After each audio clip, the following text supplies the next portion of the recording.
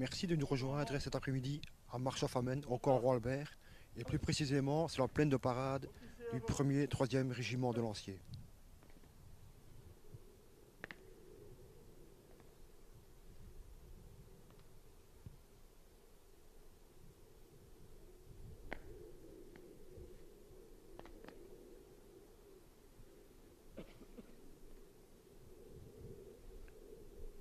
Ce 8 janvier est un jour important pour 35 lanciers.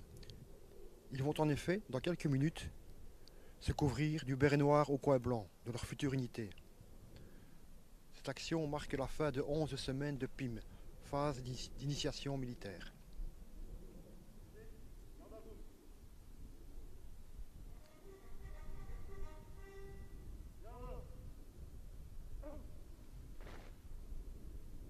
Lieutenant-colonel Brochet, état-major civil, chef de corps du 1er et 3e bataillon de Lanciers, doit aussi adresser quelques mots.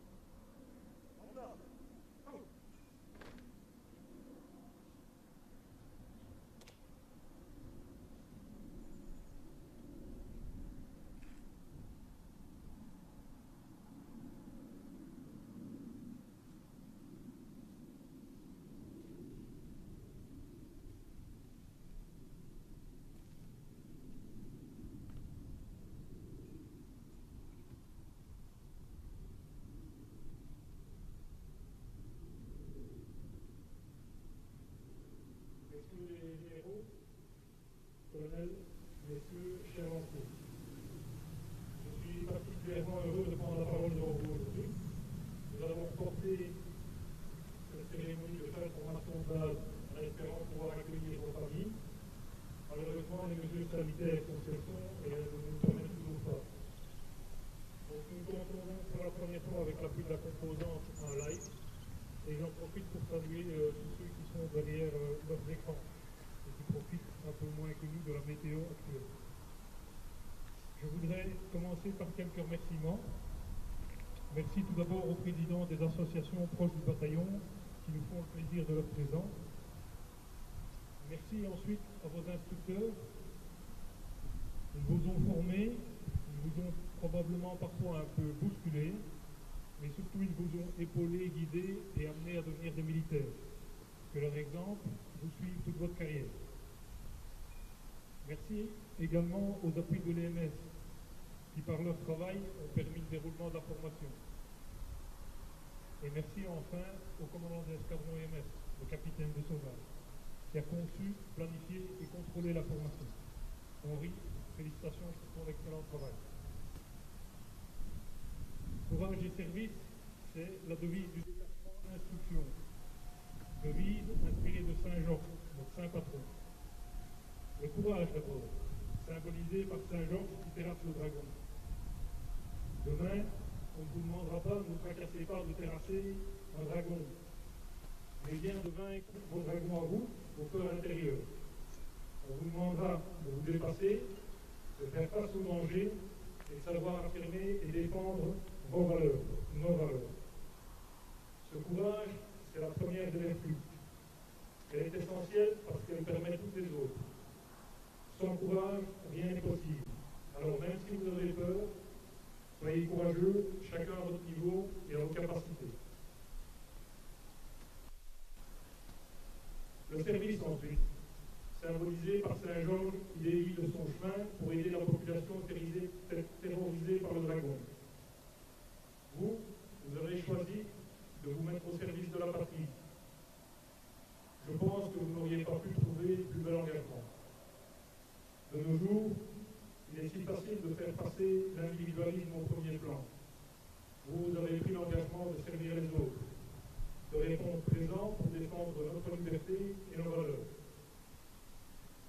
Le 22 mars 2016, lorsque les attentats ont frappé la Belgique, ce sont aussi des jeunes lanciers comme vous qui ont passé des jours et des heures dans nos villes pour protéger nos concitoyens.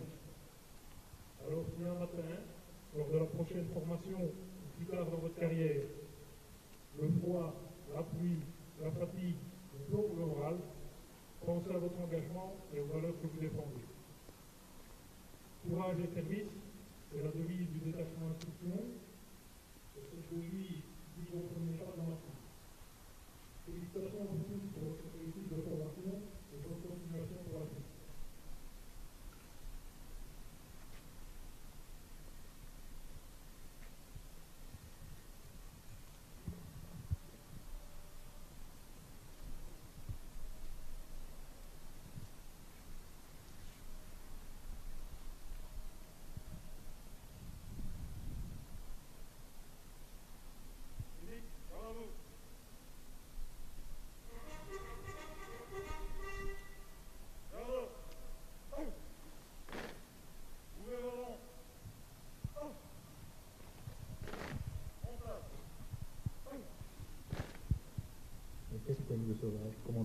temps, j'invite le chef de corps ainsi que les présidents des fraternels et amicales du bataillon à remettre les laurets aux candidats ayant reçu leur stage 1717.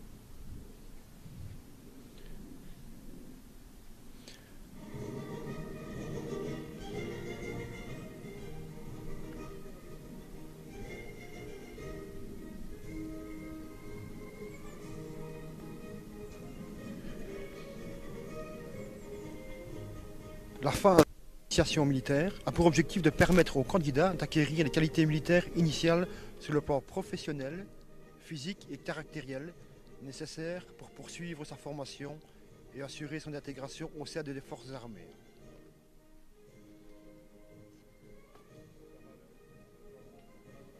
Durant les 3 mois qui viennent de passer, le candidat a appris de manière progressive à travailler en groupe, à développer sa condition physique.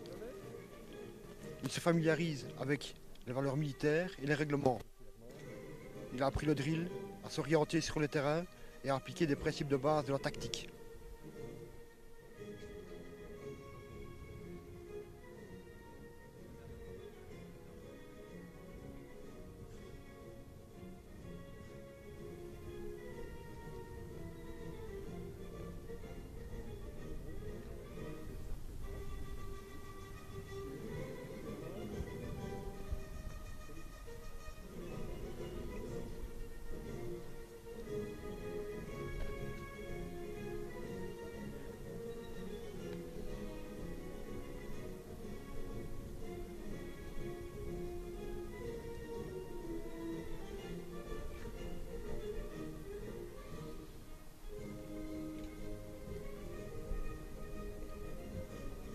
Désormais, il est en mesure d'intégrer l'utilisation de ses armes individuelles en toute sécurité, ainsi que dans le respect et la compréhension de l'utilisation légale de la force.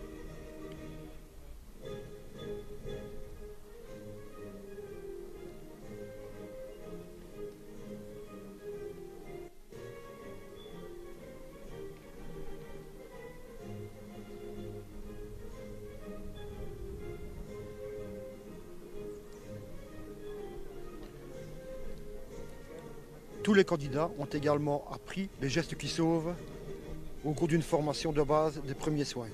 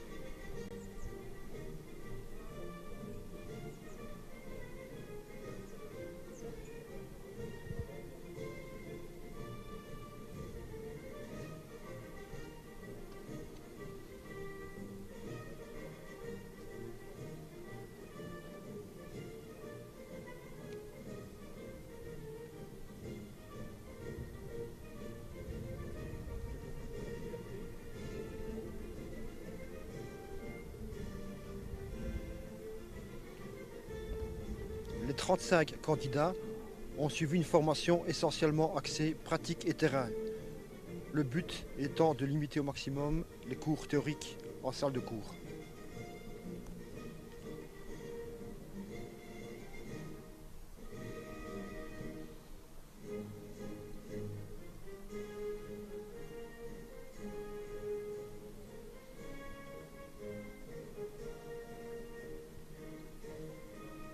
En 2020, la Défense a décidé une répartition géographique qui a pour objectif d'implémenter dans 3 provinces, le Hainaut, les Flandres orientales et occidentales, une unité de combat du niveau compagnie ou escadron. Dans ce cadre, le bataillon 1er 3e lancier verra, dès le mois d'avril, un de ses escadrons déménager sur le plateau de Tournai, tandis que le reste du bataillon restera caserné à Marche-en-Famenne.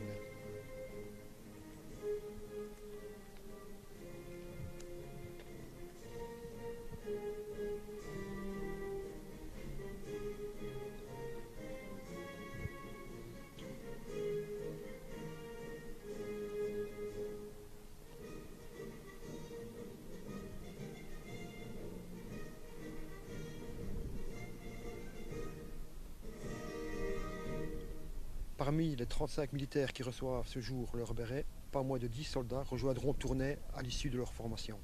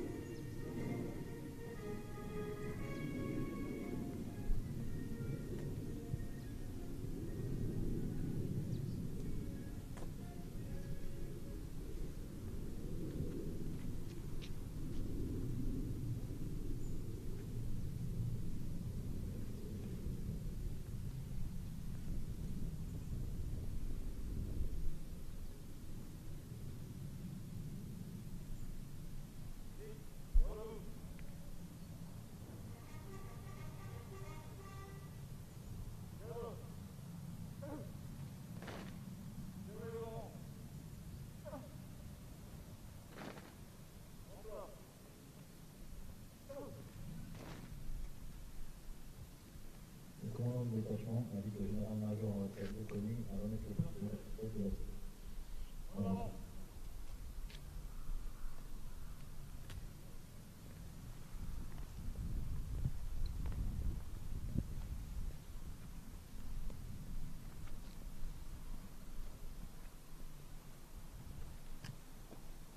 Un bon d'achat au Tiger Shop est remis aux soldats philosophiques.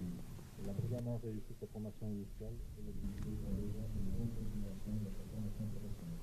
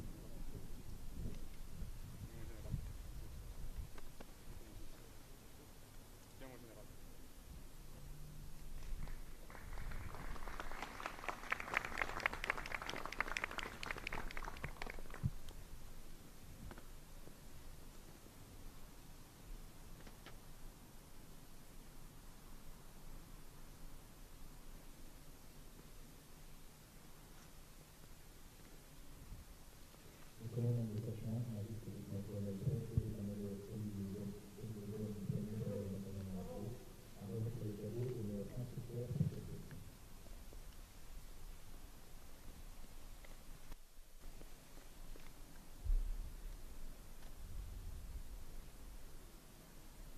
Le maréchal des logis Carillo reçoit le col du bataillon pour son engagement, son professionnalisme et son dévouement pour le secteur d'administration militaire.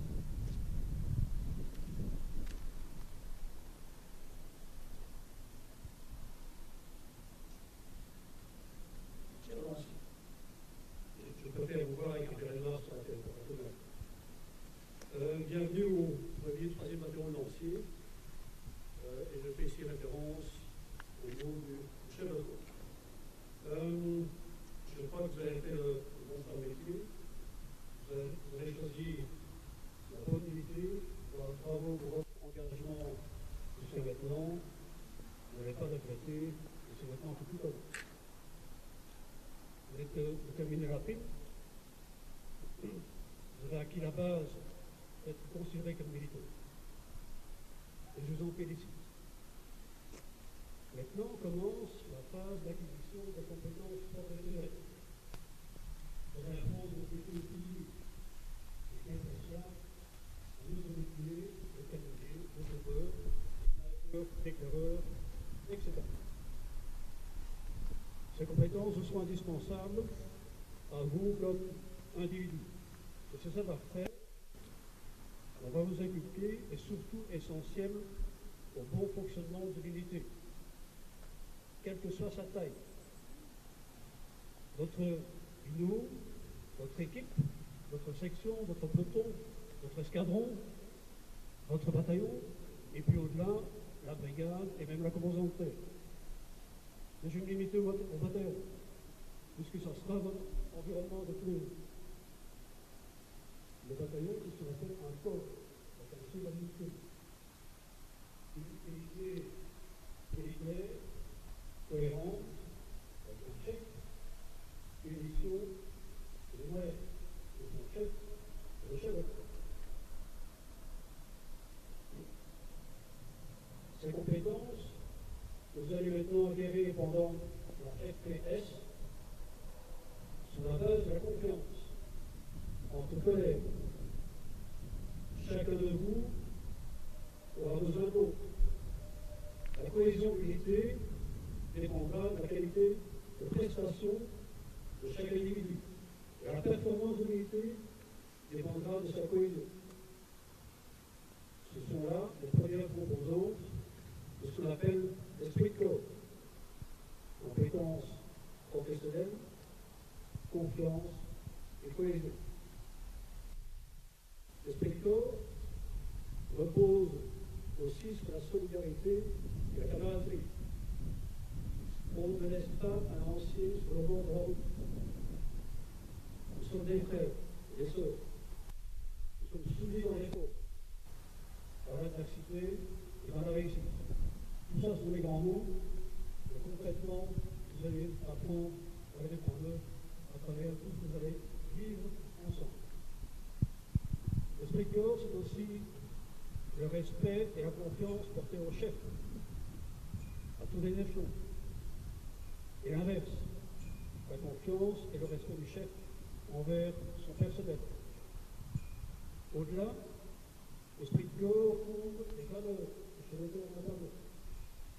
Les valeurs que nous partageons tous.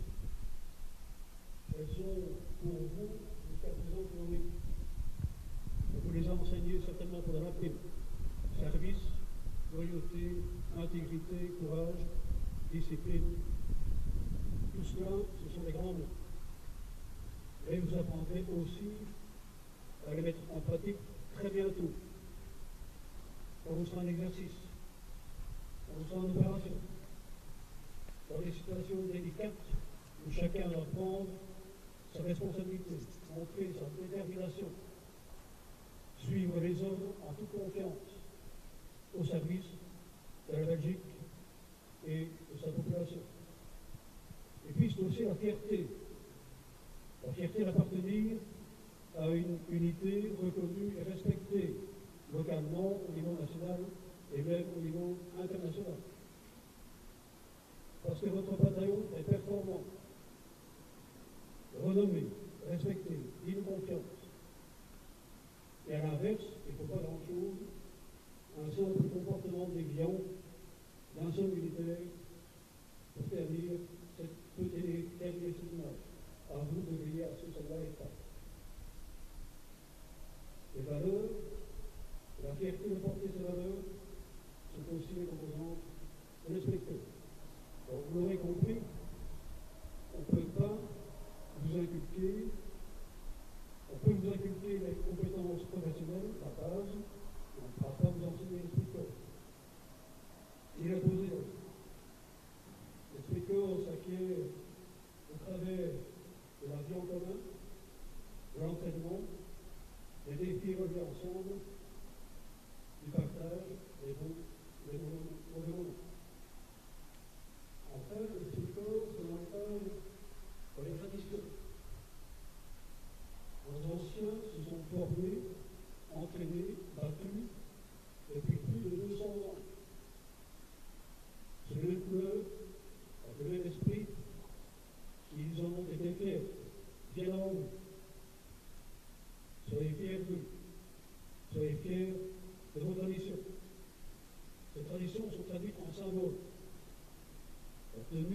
insignes, l'étendard, la marche, le criquet.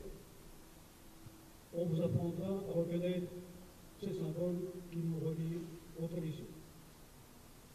Alors, pour vos traditions, retenez que l'appellation premier et troisième lancier repose sur deux régiments, le premier et le troisième régiment de lanciers.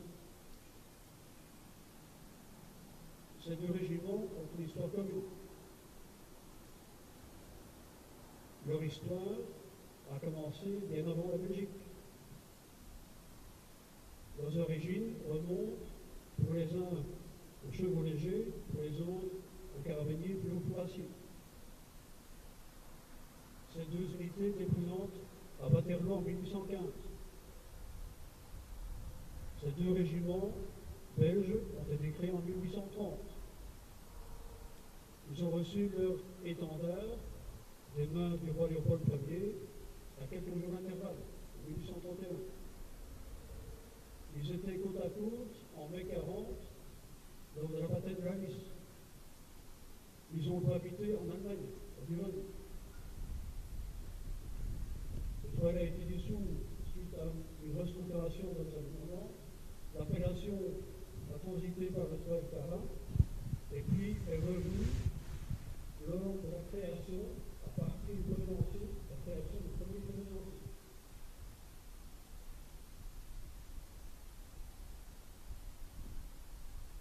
Donc, comme on dit, qu'est-ce que c'est qu'un corps? La sécurité militaire, opérationnelle, organisée, cohérente, à qui on confie une mission, soit la conduite et la responsabilité du chef de corps. Un chef, une mission et des moyens. Quels moyens? Le matériel, les procédures, les postes de combat, l'infrastructure, les appuis en tout genre et, avant tout, les moyens humains. Le personnel, vous êtes ce personnel, sans lequel les autres moyens ne servent à rien.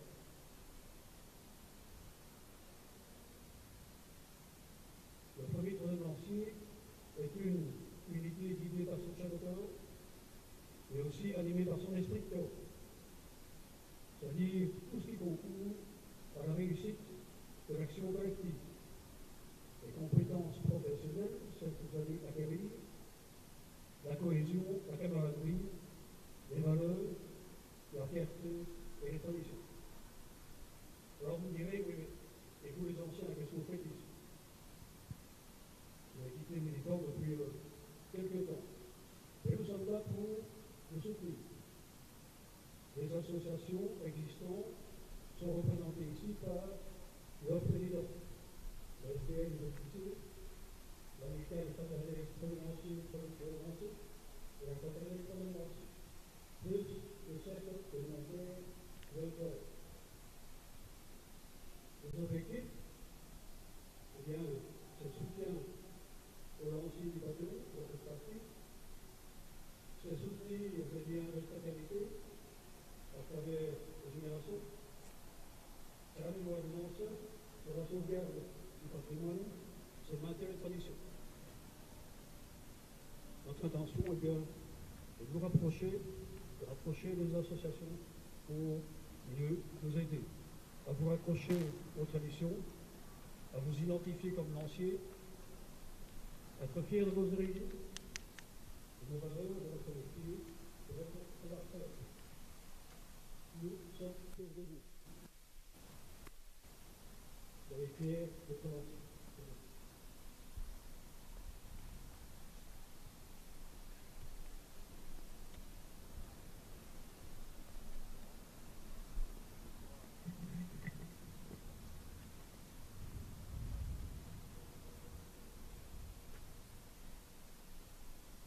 Au commandement. Musique, garde à vous.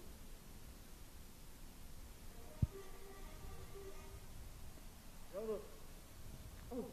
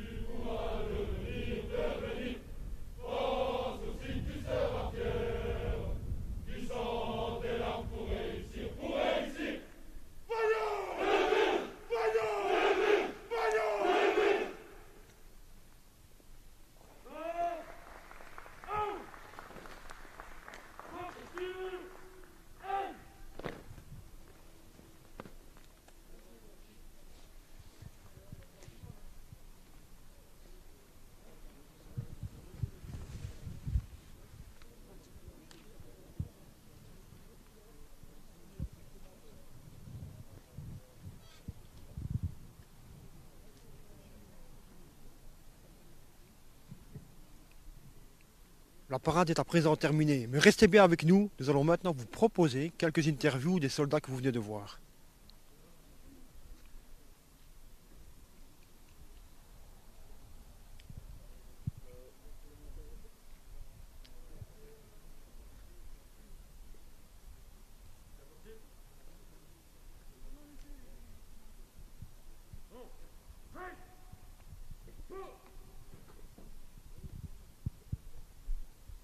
Voilà. Dans quelques instants, vous allez, pour la plupart d'entre vous, En arrivant ici, qu'est-ce qui t'a le plus surpris par rapport à ta vie habituelle? Donc je pense que d'entrée de jeu, ce qui m'a le plus surpris, c'est le changement d'atmosphère. Donc ici, on rentre vraiment dans une société, donc une mini-ville, l'armée où tout est carré, tout est strict, par rapport à la vie civile où on peut faire plus le fanfaron quand on veut, aux heures qu'on veut. Ce qui m'a énormément surpris aussi, c'est le respect et la régularité des horaires qu'on nous impose. Donc les repas se prennent tous les jours à la même heure, par rapport à la vie civile aussi, où on peut décider de manger à 7h30, 20h en fonction de nos occupations. Et ce qui m'a énormément surpris, et je pense que c'est le point numéro 1 dans les surprises que j'ai pu avoir, c'est le fait de tous être uniformes. Donc dès qu'on passe la barrière du corps de garde, on est tous identiques, on a tous la même tenue, et il y a un respect mutuel qui s'installe. Quelles étaient tes motivations pour entrer à l'armée? Mes motivations, mais il y en a quand même pas mal. Donc tout d'abord, je suis issu d'une famille militaire. Donc pour moi, ça me semblait logique que, tout comme mes aînés, je puisse intégrer cette grande famille. Ensuite, après une expérience fortuite dans le civil, je me suis dit que bon, il était temps de franchir le pas. Donc voilà, j'ai franchi le pas et ici, au bout de 3 mois, j'ai pu réussir ma PIM. Donc je pense que je suis déjà énormément bien lancé. C'est une motivation supplémentaire. Une autre motivation aussi, c'était la recherche d'une identité. Donc je pense que, comme je l'ai dit auparavant, l'armée est une grande famille. On fait tous partie d'un groupe, on est tous là pour s'entraider. Quelque chose qu'on ne retrouve pas spécialement dans tous les corps de métier au niveau du civil. Et l'uniformité aussi, tout le côté discipline, règlement. Bon, voilà, de naissance, je suis dans ce monde-là, donc ça me semble logique que je retrouve ces fonctions dans le métier. Recommanderais-tu à quelqu'un de ton âge de rentrer à la défense? Et si oui, pourquoi? Sans hésiter, oui. Sans hésiter, parce que la défense, bon déjà, c'est un salaire fixe. C'est un métier pour l'État, donc c'est un poste sécurité. Donc voilà, c'est peut-être un peu tabou dans le civil, mais il faut se le dire ici aussi. Et je le recommanderais parce que le métier militaire est vraiment un métier dans lequel on retrouve des valeurs qui se perdent dans le civil. Donc l'esprit de fraternité, l'esprit de corps, tout ce qui est intégrité, tout ce qui est régime de discipline. C'est un métier en plus dans lequel on a l'obligation, entre guillemets, de faire du sport. Donc pour tous les friands les morus de sport, etc., c'est vraiment une fonction qui va tous les ravir. Et c'est un métier aussi dans lequel on a différentes branches possibles. Donc ici par exemple on entame la PIM, mais par la suite on peut encore faire une spécialisation, on peut encore bouger d'un secteur à l'autre en fonction de nos envies. On n'est vraiment pas fermé, c'est vraiment une mini-ville en fait. Pour moi l'armée c'est ça, c'est une mini-ville, c'est une mini-société. Et les possibilités d'évolution sont immenses par rapport à un métier fixe dans le civil.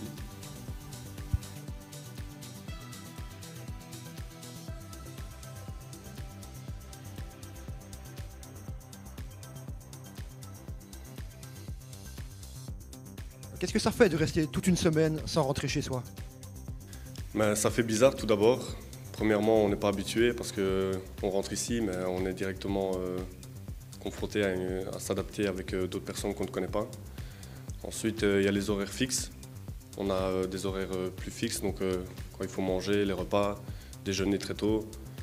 Donc, tout d'abord, c'est un peu dur, le temps de s'y mettre dedans, mais ensuite, par la suite, on s'y adapte très vite, très rapidement.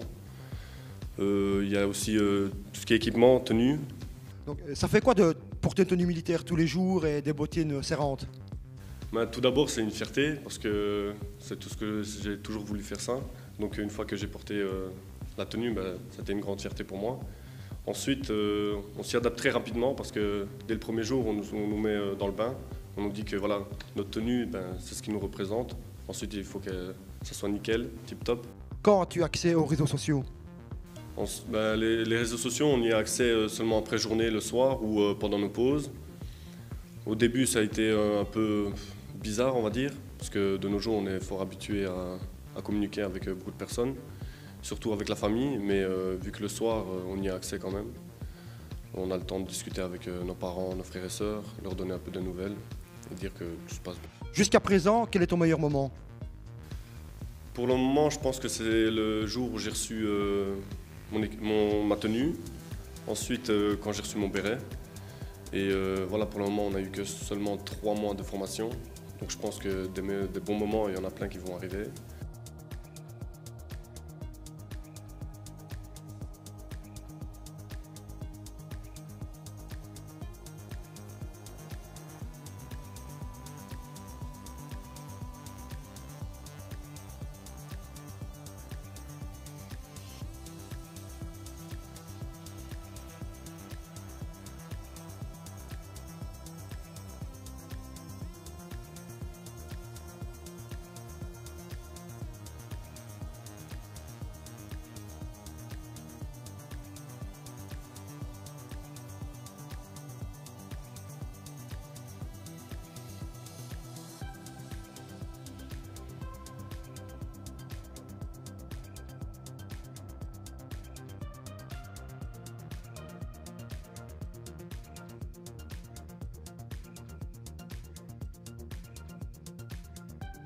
Ça fait quoi de faire des longues marches avec un sac à dos sous la pluie?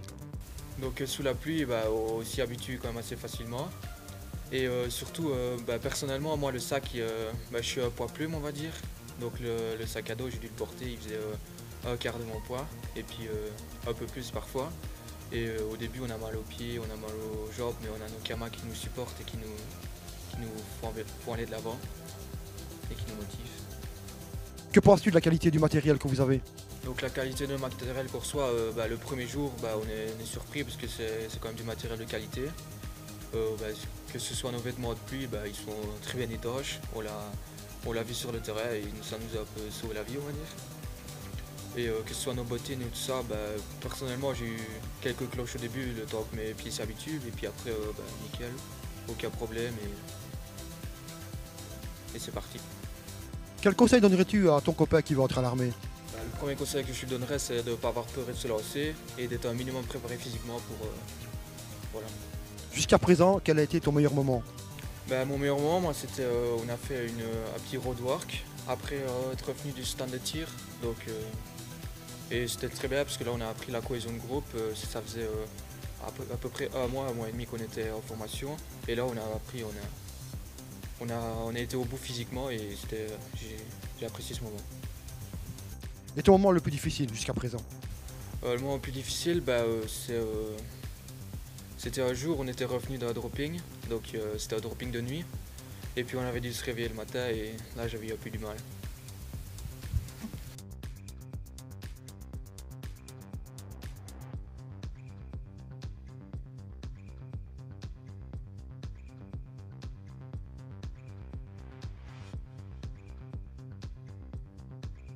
Tu as passé beaucoup plus de temps dans la salle de cours ou sur le terrain, en extérieur? Non, je trouve que c'était assez égal à ce niveau-là. Au début, les premières semaines, oui, on a eu beaucoup de cours théoriques parce qu'il fallait vraiment apprendre le métier de militaire. Mais après, on a mis tout en pratique sur le terrain. Donc moi, je trouve que c'était assez égal. Et même sur la fin de la formation, on a eu beaucoup plus de formation tactique que théorique. Et toi, personnellement, tu préfères en salle ou dehors? Dehors sans hésitation. C'est pour ça que j'ai choisi le métier de militaire. Et simplement, je crois que tout militaire le dira, c'est pour ça qu'on a signé dans l'armée. Quel conseil donnerais-tu à un jeune qui veut entrer à l'armée? Qui viennent préparer physiquement, surtout par exemple au niveau course. Moi, c'était un de mes points faibles, la course, et aussi qu'ils soient prêts à être tout le temps en contact avec des gens qu'ils ne connaissent pas, et d'abord après, ça va allez, ces personnes vont devenir sa famille et s'habituer à cette famille, à cette nouvelle famille que devient tous ses camarades militaires. Un des escadrons du 1er 3e lancier s'installe à Tournai.